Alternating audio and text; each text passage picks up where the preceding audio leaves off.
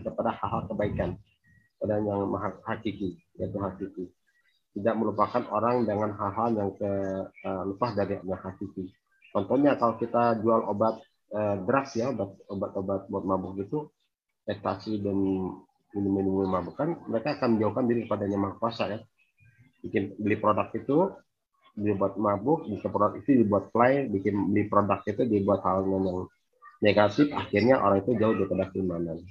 Maka dari acara pemasaran adalah bagaimana produk kita jual justru membuat orang itu mendekat kepada Yang Maha Kuasa. Gitu. Oke, ada yang tanyakan? Nampaknya kita harus sudahi ini karena belajar masalah POAC, planning, membuat suatu perencanaan bisnis, organizing, bagaimana membuat struktur organisasi, mengorganisir suatu kegiatan untuk mencapai planning yang kita rencanakan. Ketiga, kemudian equating, memberikan suatu pengarahan, melakukan koordinasi ya, dengan staf atau dengan atasan dan sebagainya, melakukan koordinasi. Terakhir controlling, yaitu kita memberikan pengawasan apakah planning kita rencanakan, organisasinya telah kita buat, dan pengarahan kita lakukan, kondisi yang kita lakukan itu berhasil atau tidak. Maka perlu ada controlling, yaitu pengawasan. Apakah mencapai standar tidak, gitu. Maka suatu kegiatan dikatakan berhasil jika kita sudah melakukan suatu standar tertentu, standar gitu, maka perlu ada controlling, pengawasan. Oke, hari ini kita coba masuk masalah manajemen di berbagai negara. Ya. Oke, saya besarkan. Manajemen di negara industri dan negara berkembang. Ya. Kegiatan ekonomi yang berorientasi kepada industri era telah dimulai sejak permulaan revolusi. Artinya, kita pernah dulu ada nama revolusi industri di Inggris tahun 1930-an, di mana pada saat itu ditemukan yang namanya mesin uap oleh James Watt. Ya. Dulu kan kalau orang bekerja itu mengandalkan tenaga kerja, sehingga waktu itu kita kena adanya tanam paksa di zaman penjajahan ya. Ada namanya Romusa, zaman Jepang, itu kerja paksa. Zaman Belanda namanya ada kerja rodi gitu. Dan zaman dulu ada nama perbudakan. Jadi para budak, para Romusa, para kerja rodi itu dipaksa bekerja karena tidak ada alat, tidak ada teknologi, pada saat itu belum maju teknologinya, alat belum maju, maka gunakan tenaga manusia. Gitu. Dan kita kenal ada istilahnya padat karya, suatu kegiatan industri yang banyak menggunakan tenaga kerja, maka sebenarnya padat karya. Jadi banyak orang pada kerja tuh. Kemudian tahun 1930-an ditemukanlah mesin uap, James Watt.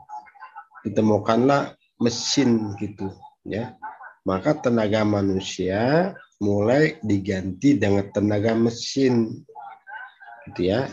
Perbudakannya hapus, nggak ada lagi kerja romusa, kerja paksa, tak ada kerja rodi, karena beberapa industri sekarang sudah menggunakan tenaga mesin ya, tenaga mesin. Satu yang kita kenal apa waktu itu oleh James Watt ya, penemu mesin uap. Maka di pabrik berubah ya, menggunakan mesin, tidak lagi tenaga manusia gitu. Tenaga manusia mulai berkurang ya, mesin. Kemudian kembali dulu.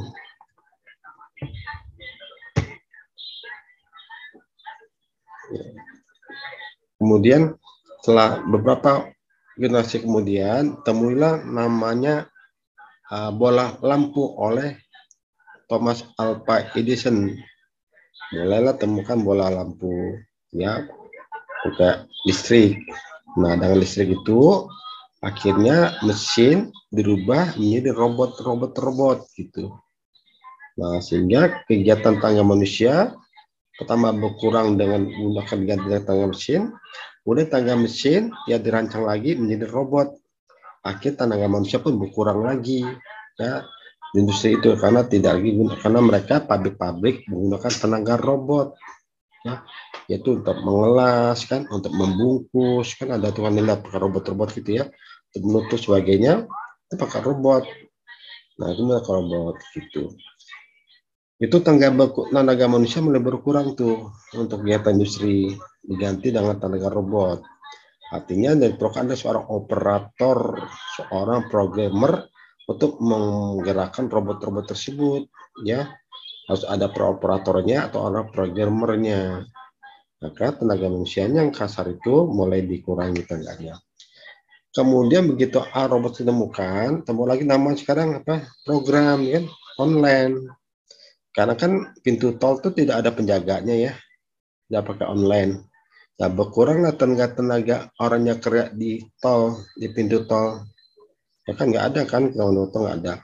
Kemudian sekarang pun SPG ya, sales promotion door itu di supermarket, di mall sudah mulai berkurang karena orang belanja udah pakai online gitu kan, pakai online. Kemudian dulu kita pernah dengar yang namanya taksi itu, selain taksi Bluebird banyak taksi apa itu ya, Dian taksi, Koperasi taksi, banyak deh taksi itu ya.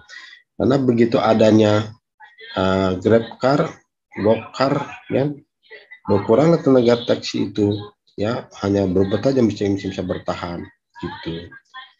Kemudian waktu itu banyak orang menggunakan surat nulis, ya, untuk kirim surat berita kantor pos, sehingga ada namanya postman, Pak Pos, ya, Pak Posman.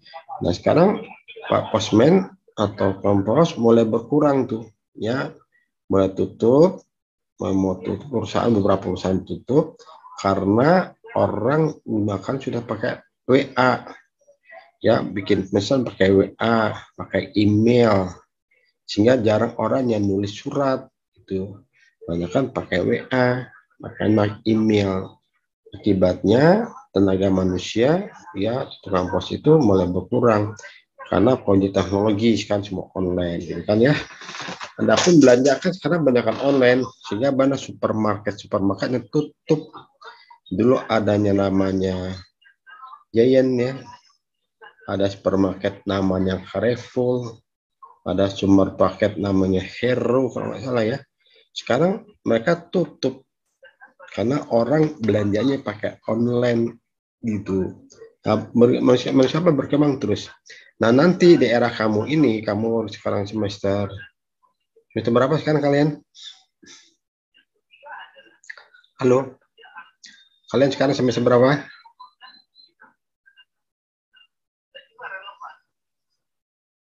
Ronaldo, semester berapa kamu? Iya, Pak.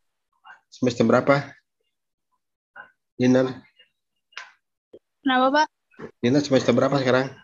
Semester 2, Pak. Semester 2. Kamu D3 S1? D3, Pak. 3 semester 2 berarti berapa tahun lagi kamu selesai kuliah? Sekitar 2 tahun lagi ya, Pak. Oke, 2 tahun lagi. Sama Ronaldo juga gitu, D3? Ronaldo?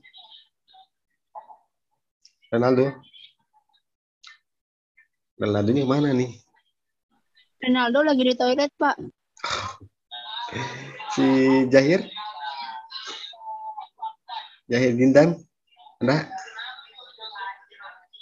Jahir. Jahir mana nih? Jahir Dindan?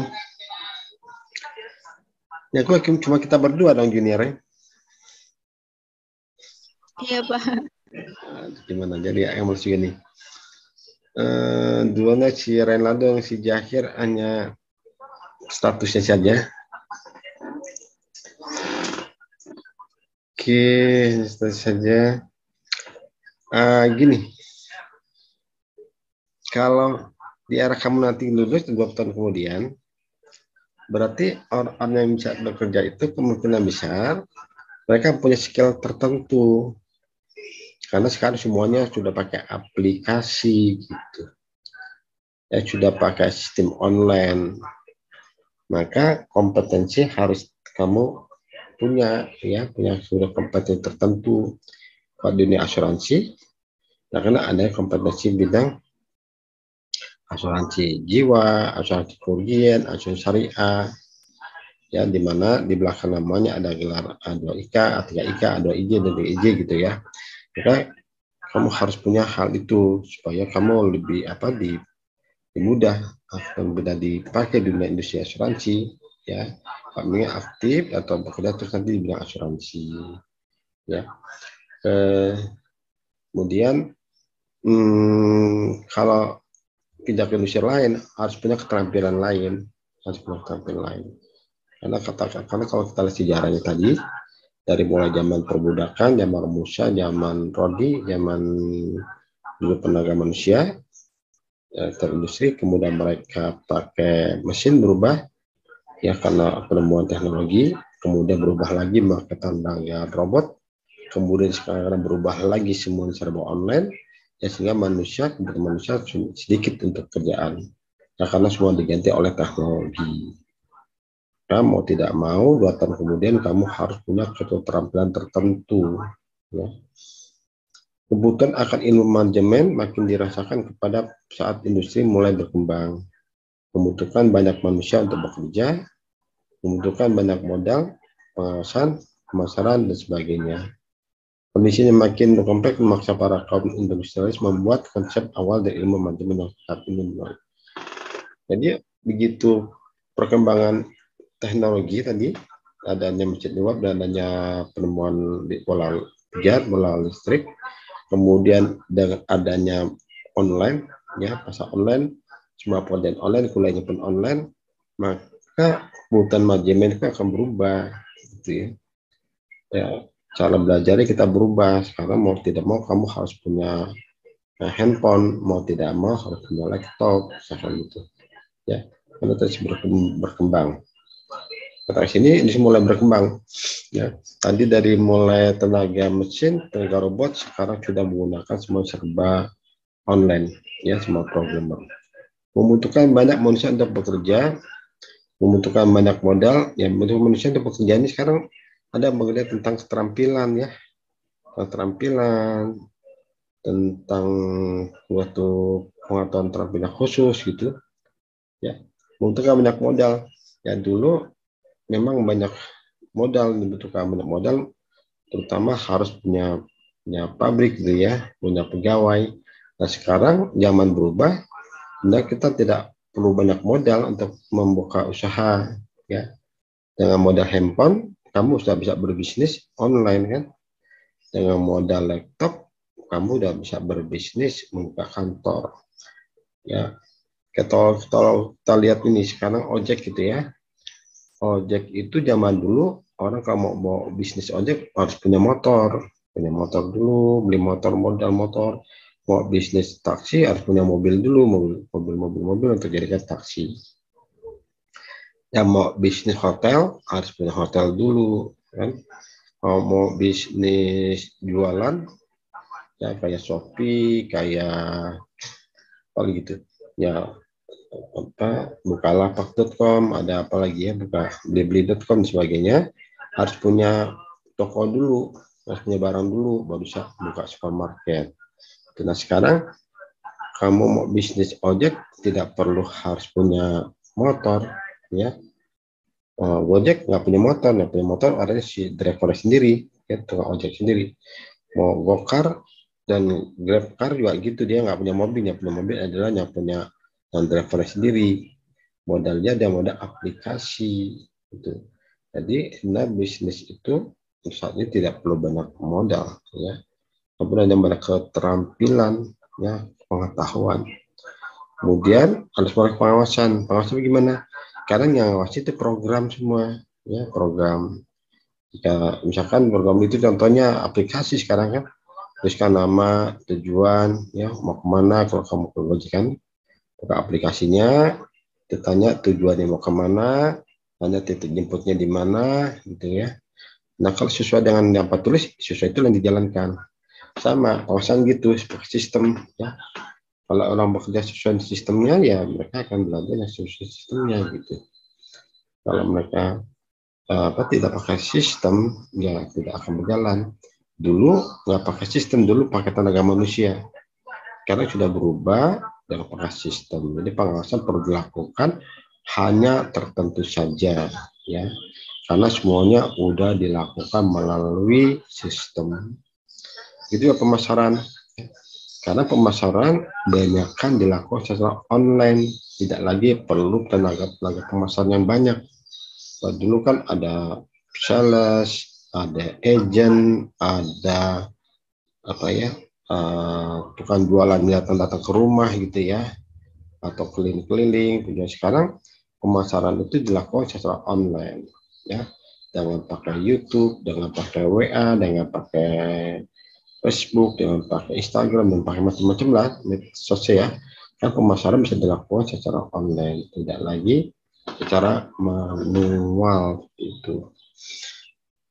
Kemudian kondisinya makin kompleks memaksa para kaum industrialis membuat konsep awal dari ilmu manajemen. Akhirnya ilmu manajemen itu berkembang bagaimana caranya melakukan pemasaran secara online, berkembang bagaimana caranya merekrut, ya, tenaga terampil, berkembang, bagaimana caranya membuat suatu perencanaan bisnis.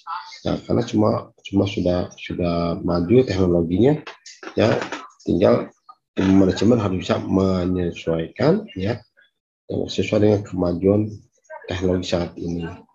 Kemajuan semua serba online saat ini. Gitu. Pada negara berkembang, manajemen berjalan lamban dan baru dirasakan manfaatnya pada satu zaman di mana tanpa ada persaingan ekonomi dunia. Semakin meningkat ditandai dengan munculnya beberapa perusahaan internasional. Ya sekarang dunia industri asuransi tersebut, ya banyak industri asuransi dari perusahaan asing, ya dari perusahaan dari negara-negara tetangga kita, dari Malaysia ada Takaful di Indonesia. Kemudian ada dari asuransi Swiss, ada Zurich di Indonesia, ada asuransi Amerika, ada IAG di Indonesia, ada asuransi Jepang ya Tokyo Marine, ya kemudian si MSIG dan sebagainya. Sehingga negara-negara tetangga kita, bahkan negara Eropa, negara Asia banyak datang ke Indonesia, mereka buka perusahaan asuransi. Ya, kalau Anda perhatikan di Jalan Sudirman itu, ya di Jalan Kuningan itu banyak kan perusahaan asuransi dari internasional, perusahaan asuransi luar negeri, ya, luar negeri, Allianz misalnya, itu ada di Kuningan, ya. Kemudian Jalan Sudirman itu banyak banget perusahaan asuransi dari luar negeri. Nah dulu, asuransi Indonesia seperti Bumi Putra, Jiwasraya, Yasindo, kemudian Mubarokah dulu ya Jiwasraya, itu mereka bisa berkembang di Indonesia, ya karena persaingan belum begitu ketat, ya menguasai pasar dalam negeri. Tapi begitu masuk perusahaan asuransi Prudensial, perusahaan asuransi Allianz, perusahaan asuransi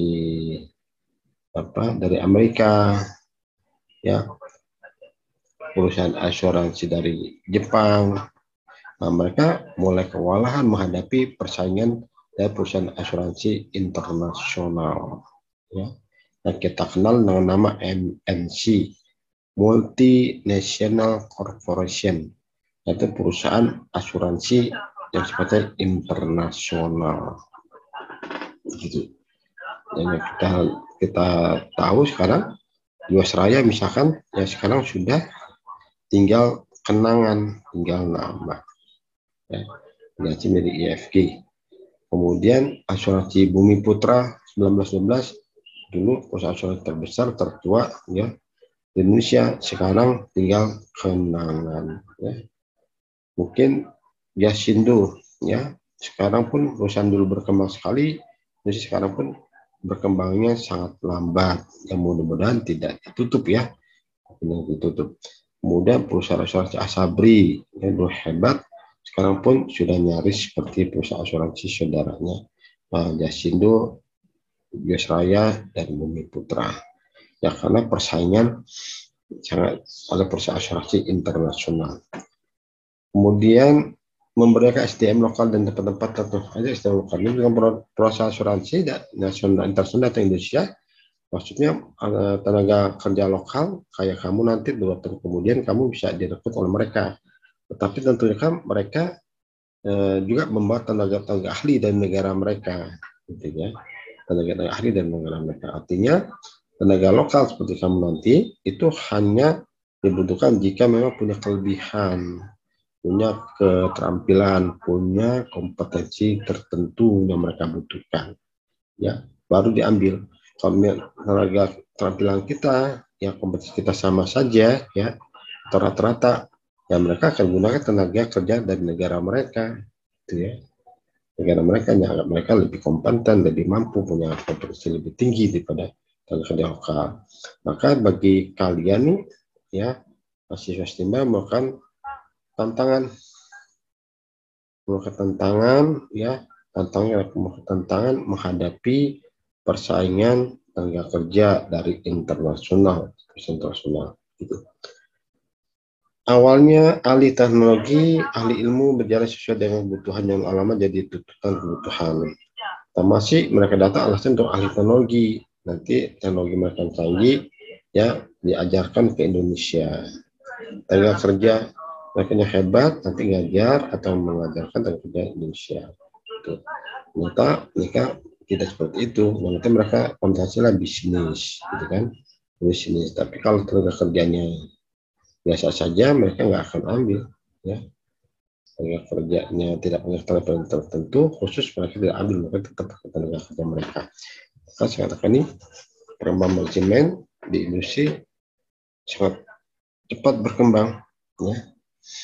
Dengan danai mereka datang ke Indonesia. Ya, mereka buka cabang ke Indonesia. Gitu. Karena kalau kemarin kalau kamu adakan survei, mereka kan rata-rata mengenal pos asuransi, yaitu asuransi prudensial, kedua asuransi Manulife, ketiga mereka mengenal asuransi kaca, ya, Malakal. Gitu. Jadi tetapi perusahaan asuransi internasional paling disenangin atau paling dikenal oleh masyarakat Indonesia. Ya, asuransi lokal kita makin kalah. Ya. Maka itu sebagai bukti berkembangnya ilmu manajemen, yang berkembangnya kemajuan teknologi, ya, yang diikuti oleh perusahaan asuransi. Itu perusahaan asuransi yang bagus, yaitu perusahaan asuransi yang menguasai tentang teknologi, ya, menguasai tentang perkembangan dunia saat ini seperti apa, ya. Mereka punya alat-alat yang mereka punya mesin dan canggih, ya. Maka sebagai tantangan kamu nanti nih, beberapa negara berkembang seperti Singapura, Thailand, Malaysia, atau Indonesia baru mulai secara serius mempelajari dan mendapat ilmu manajemen pada tahun 60-an. Ya. Negara ini berkembang, ya, kita mulai belajar manajemen tahun 60-an. Sementara tadi negara-negara Eropa, negara maju, mereka belajar manajemen sejak ditemukan mesin uap kemarin, dari tahun berapa? Ya. Nah, kita agak telat, ya, telat belajar manajemennya. Tapi kita mulai pada tidak dimulai. Ya. Nah, seperti negara berkembang itu ada Singapura, kemudian ada Thailand, kemudian juga ada Indonesia. Nah, sekarang Anda bisa perhatikan antara Indonesia dengan Singapura. Bagus mana Indonesia sama Singapura? Ternyata antara Indonesia dengan Malaysia. Indonesia dan Malaysia bagaimana? Ternyata kan di negara kita, ya, dibandingkan dengan Malaysia, karena sekarang lebih maju Malaysia, ya. Dengan Singapura kita pun kalah, lebih maju Singapura. Dengan Thailand, ya, sama, ya. Kita pun salah dengan Thailand. Thailand menjadi negara maju. Contoh di Malaysia, ya, RM1, Malaysia RM1 di Indonesia, oke, sekarang sudah jadi 11.000 atau 12.000. Ya. Singapura $1 Singapura bisa mencapai 15.000 rupiah Indonesia. Ya. Baht Thailand begitu-gitu, ya. 1 baht bisa menjadi 5.000, 6.000-nya rupiah Indonesia.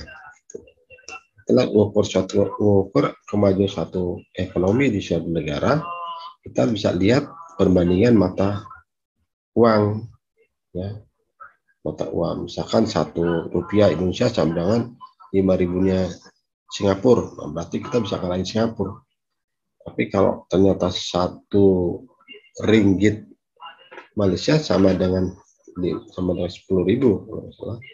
itu kita berarti 10.000 kali lipat tuh, lebih tinggi nilai ringgit pada Indonesia. Dengan Singapura 15.000, $1 Singapura $1. Kita untuk dapetin 1 itu kita harus bayar 15.000. Tapi negara kita kan rendah mata uang kita. Kita punya duit 15.000 nih, dapat uang Singapura kita cuma dikasih 1 doang. Berarti kan negara Singapura tinggi tuh. Dia ngasih kita 1, kita ngasihnya dia 15.000. Atau ringgit Malaysia ngasih kita RM1, kita ngasih ke Malaysia 10.000. Jadi RM1 10.000 kita kan negara mata uang kita jadi nggak begitu berharga di mata mereka, karena mereka cukup ngeluarin 1, kita ngeluarin sampai 10.000. Singapura ngeluarin 1 Singapura, kita ngeluarin sampai 15.000 nih ya, hebat gitu. Tapi ternyata mereka jadi lebih cepat berkembang, lebih cepat maju ekonominya. Ya, kecuali kalau dibalik, misalkan 1 rupiah seharga 15.000 dolar Singapura, wah kita hebat tuh. Kita ngasih 1 rupiah, Singapura ngasih kita 15 dolar. Wah, canggih kan, itu hebat. Nah, karena sekarang terbalik, Singapura cuma ngasih 1 Singapura, 1 dolar Singapura, kita ngasih 15.000, banyak banget ke dia. Itu mata uang kita kan rendah tuh kan. Ya, kira salah satu ciri-ciri negara maju yang lebih maju adalah dari tingkat ekonomi. Itu. Siapa di antara kalian pernah pergi ke Singapura atau pernah pergi ke Malaysia, dekat lah. Ya, coba aja kalau pergi ke Malaysia, kemudian uang rupiah ditukarkan dulu pakai dengan ringgit, nanti 1 ringgit itu pada saat itu 10.000. Sekarang malam jam berapa, saya belum pergi ke Malaysia lagi nih, ya. Dolar Singapura juga begitu. 1 dolar Singapura harganya sekitar 12.000 sampai 15.000. Kita dapatin 1 dolar Singapura, kita harus bayar 12.000 sampai 15.000. Dendanya betul. Ya. Padahal perkembangan ini mulai belajar sama-sama tahun 60-an. Ya. Kenapa bisa begitu? Karena mereka dalam ilmu manajemennya lebih hebat daripada kita. Manajemen di Eropa dimulai dari birokrasi dan autokrati, berawal dari sistem pemerintahan zaman kerajaan Romawi dan Yunani. Yang bukan Romawi, siapa yang kenal Romawi ya? Romawi itu suatu kerajaan besar pada situ kan, Roma, kerajaan besar. Begitu juga Yunani, kerajaan besar, mereka mulai berkembang. Ya. Nah, mereka menjadi di bawah penguasaan dari seorang zaman kerajaan Romawi. Semua dikontrol oleh raja Romawi. Ya, itu.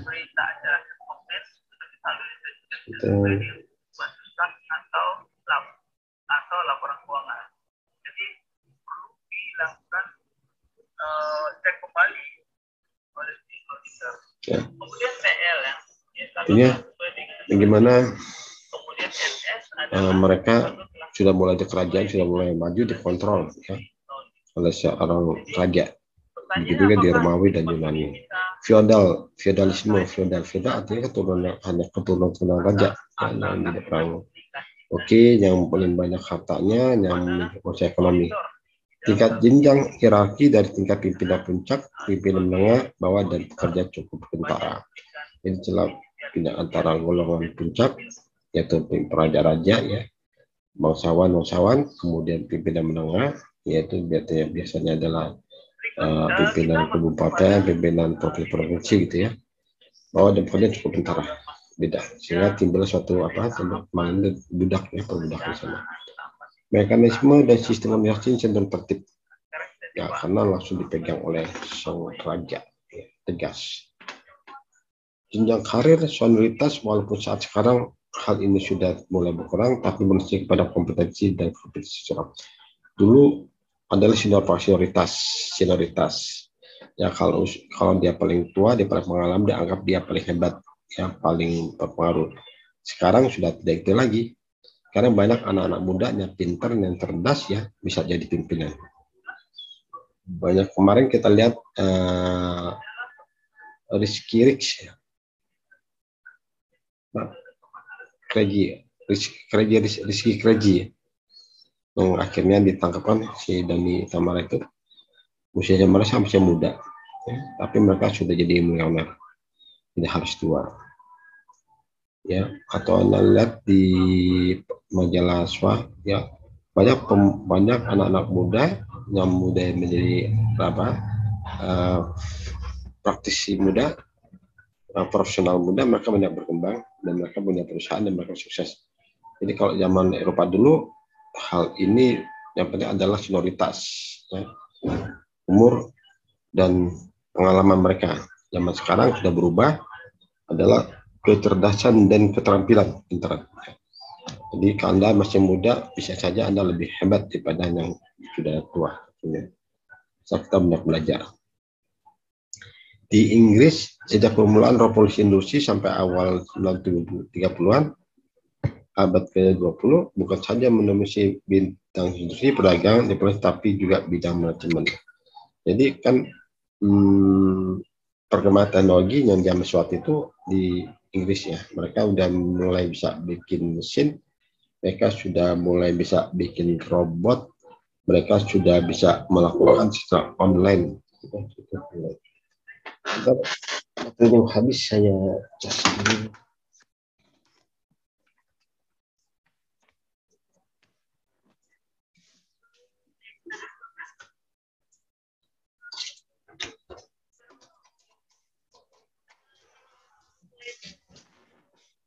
Oke.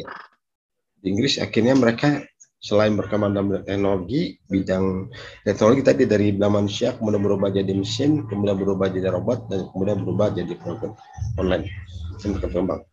Tapi juga mereka maju dalam bidang manajemen. Namun setelah Perang Dunia Kedua mengalami kemunduran karena terlalu besar investasi diberikan dibanding ke pihak swasta. Ya. Akhirnya waktu itu segala sesuatunya dikuasai oleh negara, kerajaan Inggris gitu ya, sehingga hanya keluarga kerajaan saja atau hanya orang-orang pemerintah saja yang punya bisnis. Akibatnya ekonomi mereka jadi mulai menurun, ya, pihak swastanya justru dikekang. Kepincangan perbandingan investasi berpengaruh terhadap modernisasi industri. Kepincangan investasi. Jadi investasi banyakkan dilakukan oleh keluarga kerajaan, oleh orang-orang bangsawan saja, swasta banyak dilarang. Gitu. Beberapa penemuan di Inggris seperti elektronik, aircraft, dan komputer kontrol mesin dan lain dikembangkan oleh negara lain. Justru kemajuan elektronik, ya, pesawat dan komputer justru dikembangkan oleh negara lain. Artinya di Inggris ternyata mereka mengalami kemunduran dalam bidang teknologi. Ya. Elektronik, terus di antara tadi ada penemu listrik, James Watt. Nah, kemudian juga ada komputer untuk mengotor mesin, banyakkan ditemukan oleh IBM, Industry Business Machine, komputer yang dibuat IBM dari Amerika. Ya. Maka masa mereka mundur dari bidang teknologi. Ya, akhirnya Inggris bisa dikalahkan dengan negara Eropa lain, ya, karena teknologi lebih maju, lebih berkembang.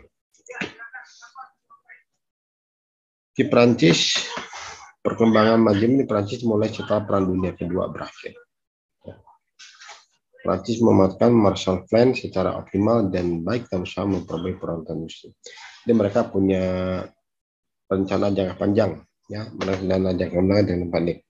Kalau di Indonesia dulu namanya Repelita, rencana pembangunan 5 tahun, yang dibikin secara integrasi, ya, integrasi buatnya. Nah, di Inggris punya master plan namanya, master plan dibangun terkait integrasi. John Montague mengatakan selaku bapak perencana pembangunan Prancis menuang ide mereka pengadaan Le Plan menjadi awal pasar bersama Eropa.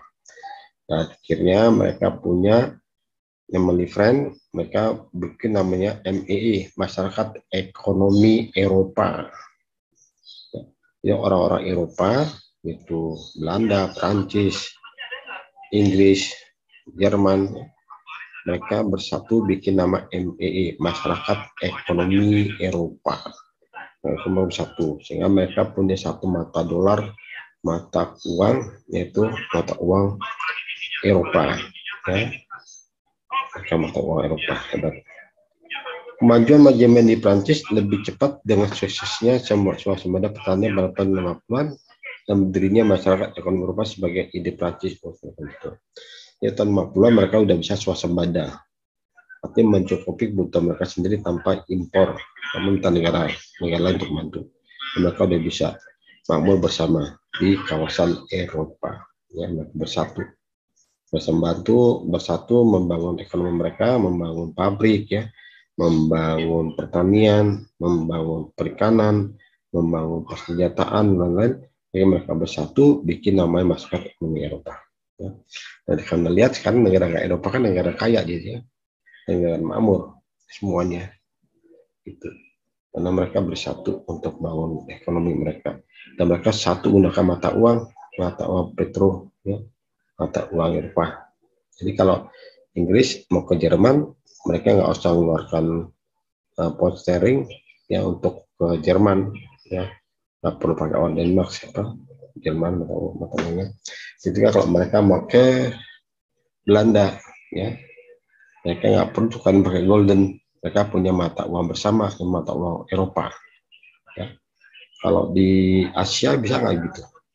Negara Asia itu adalah Indonesia, Malaysia, Brunei Darussalam, Singapura, ya Papua, Papua Nugini, kemudian negara apa lagi? Vietnam, gitu kan? Negara Asia, apakah negara Asia bisa menyatu satu dari kawasan Asia, ya ekonomi kawasan Asia dengan satu mata uang, mata uang rupiah. Dan mata uang rupiah yang malah Singapura protes, ya orang cuma Rp1 aja harus bayar 15.000 gitu. Tapi kalau pakai mata uangnya si Malaysia ringgit juga mereka protes. Mahal banget pakai ringgit ya.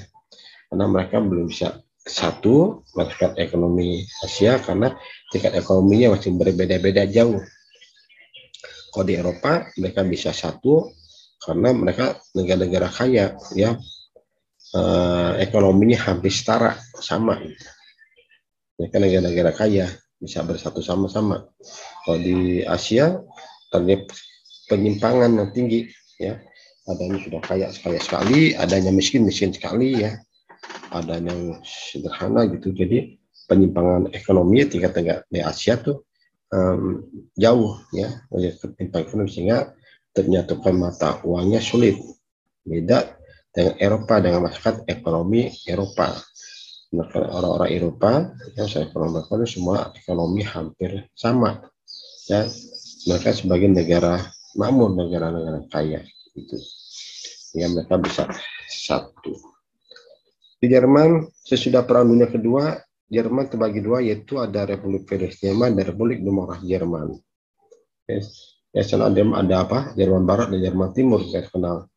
Ada tembok, nama tembok Berlin yang memisahkan antara Jerman Barat dan Jerman Timur, di tembok, di pagar gitu ya, sehingga mereka malah jadi lebih mundur karena mereka pecah. Yang Jerman Barat sendiri, yang Jerman Timur sendiri, dibatasi dengan tembok Berlin. Mereka pecah. Perpecahan ini membuat ilmu manajemen di kedua negara ini lambat karena konsentrasi membaik kerusakan infrastruktur dan fungsi akibat perang. Ya, mereka perang sesama Jerman.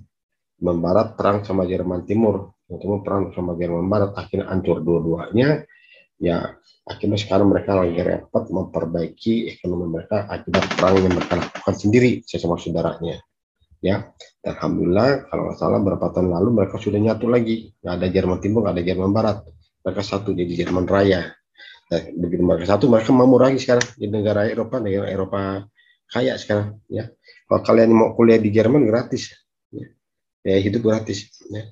Kalian mau lanjutkan ke S1 S2 nya di Jerman sekarang gratis, biaya hidupnya gratis di Jerman karena sekarang mereka jadi negara kaya, negara maju. Jerman Timur Barat nyatu, mereka jadi hebat sekali sehingga pendudukan mereka dari mulai kesehatan, dari mulai pendidikan, dari mulai perumahan sebagainya, mereka dijamin oleh negara. Ya. Mereka lebih hebat. Rahasia keberhasilan bangkitnya Jerman Barat di bidang manajemen, ilmu, dan teknologi karena sistem pendidikan kejuruan, sistem magang dalam setiap kegiatan pendidikan dan koordinasi dengan Kamar dan Industri. Jadi di pendidikan Jerman kayak teman-teman yang BNB, program BNB, ya. Program yang diikuti oleh Dinar, oleh Ronaldo, oleh Jahir. Kalian kan hari Jumat dan Sabtu mulai kuliah. Hari Senin sampai hari Kamis kalian kerja magang. Di Jerman juga kayak gitu, ya, sehingga mereka secara industri maju karena hari Senin sampai hari Kamis dia di industri kerja, bantuin belajar prakteknya gimana. Hari Jumat dan hari Sabtu mereka kuliah sama dengan kamu, gitu, ya. Sehingga kamu Senin sampai Kamis kamu kerja, lihat nyatanya begini, asuransi, perusahaan asuransi seperti ini, bisnis seperti ini, tahu di hari Jumat, hari Senin, hari Sabtu kamu kuliah, belajarin teorinya.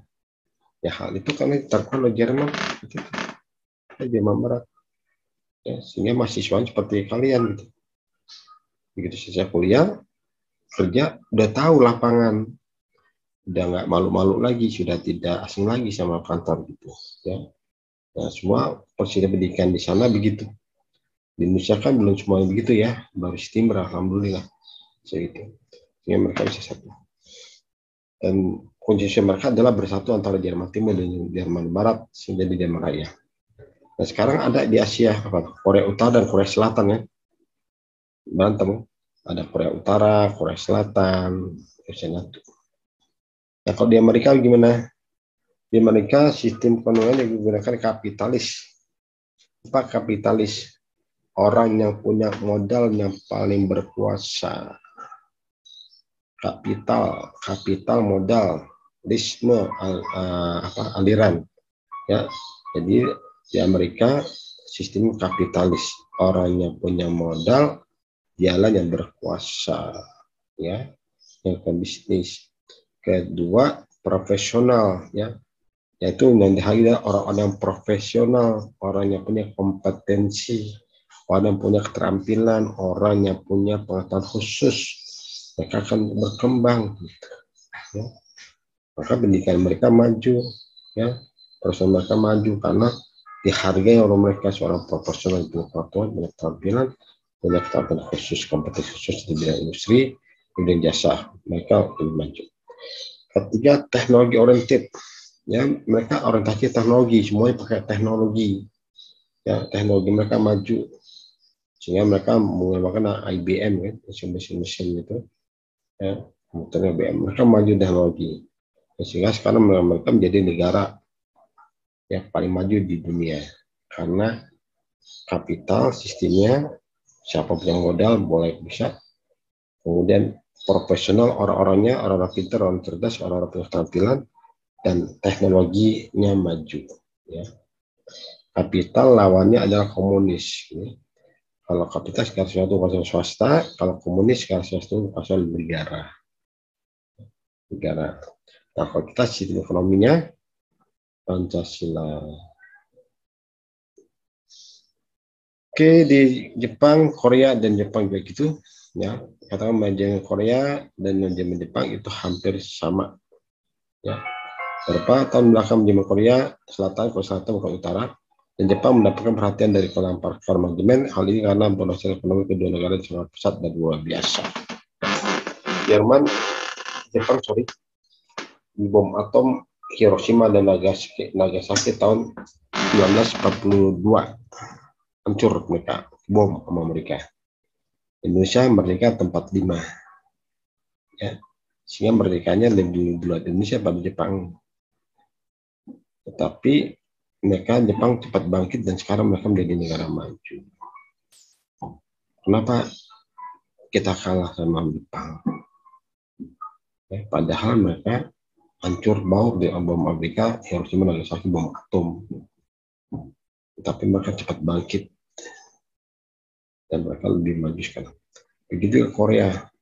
Padahal sudah ada Korea Utara dan Korea Selatan. Korea Selatan Utara, Bang Doim, ya, Korea Utara.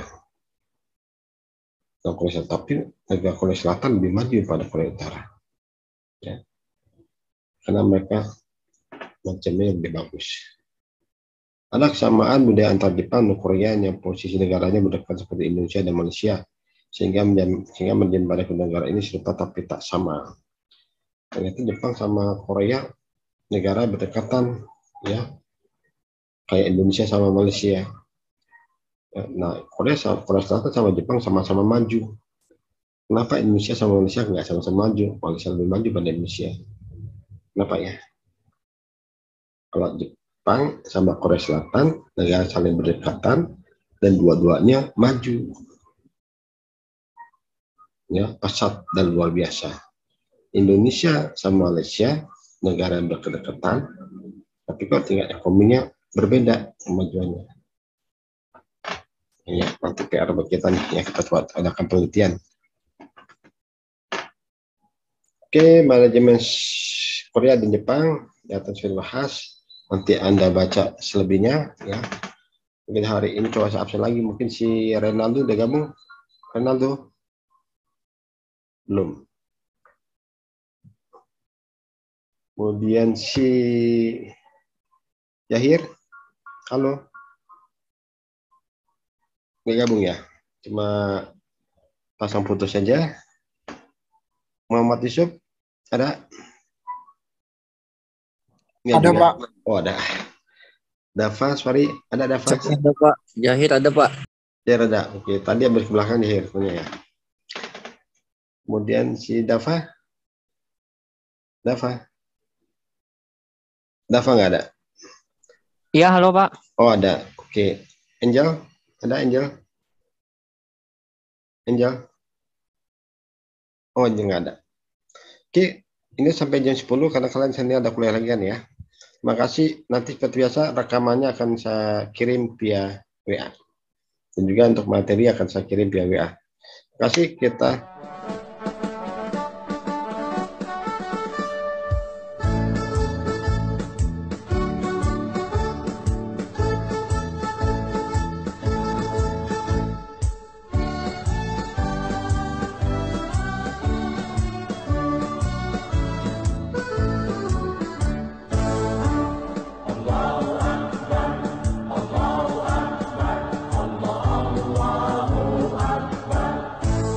Kalam suci menyentuh kalbu berjuang, maju serentak membela kebenaran untuk negara, bangsa dan kemakmuran. Hukum Allah tegakkan, hukum Allah tegakkan. Allahu Akbar, Allahu Akbar, Allahu Akbar.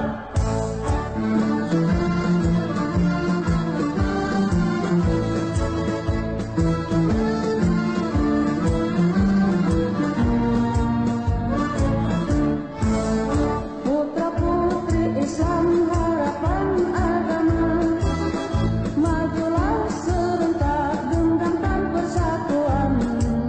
Kalam Tuhan, mari kita memuji, mari kita memuja, mari kita memuji, mari kita memuja, peganglah persatuan. Kalam Tuhan, kalam suci menyentuh kalbu berjuang, maju serentak mencapai kemenangan untuk negara, bangsa dan keadilan. Panggilan jihad hidupkan, panggilan jihad hidupkan. Allahu Akbar, Allahu Akbar, Allahu Akbar.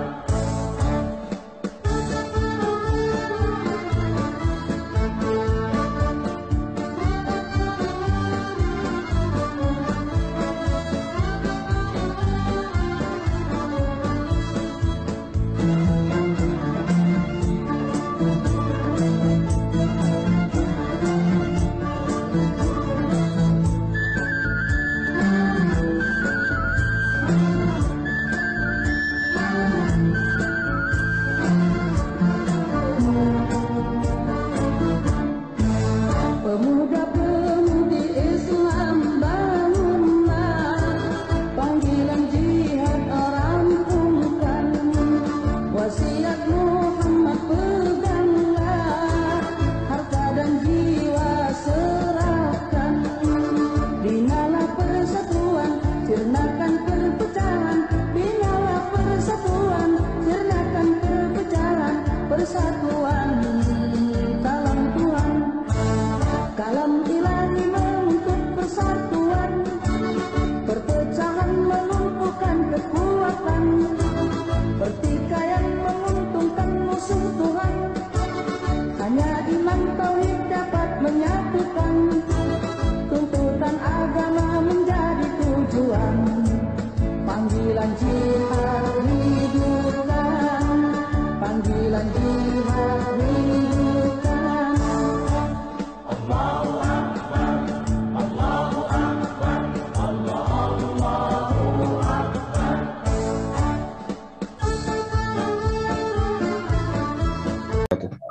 Waalaikumsalam. Makasih ya Pak. Makasih, Pak.